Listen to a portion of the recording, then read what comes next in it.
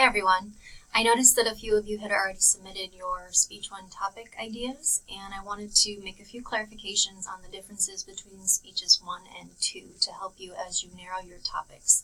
So Speech 1 is meant to be a speech of introduction. It is you introducing yourself to us, your classmates, and your instructor with no audience required, and you are telling us about something that is of interest to you. I want you to be careful of turning it into a how-to speech. So speech number 2, your informative speech, is a speech of demonstration or a how-to speech.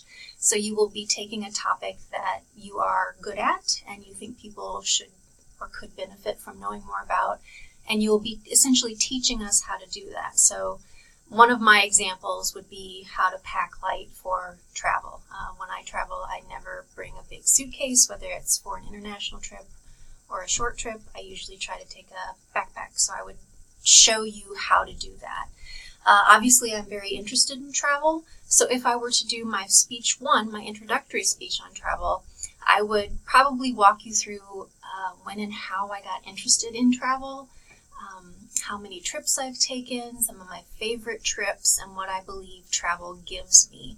So rather than teaching you how to do it, I'm sharing with you why it's a love of mine. So I just wanted to clarify that there is a difference between speech 1 and 2, and it's pretty easy when you're interested in something to turn it into a how-to speech. So speech 1 should be something that is of interest to you, that helps us get to know you a little better, but it's not necessarily you teaching us how to do it, because that's what speech 2 is for. The other thing I wanted to note is that I would prefer that you not incorporate a lot of research into that, if any at all, because it is a topic of interest to you that you should be pretty familiar with.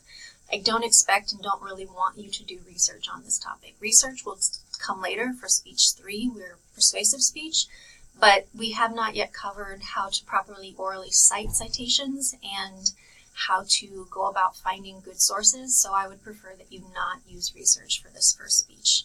All right, I hope that helps clarify the difference between speech 1 and 2, and as you submit those speech topics, it will help you a little bit more with giving me the details of your ideas. All right, have a good rest of your week and take care. Thanks.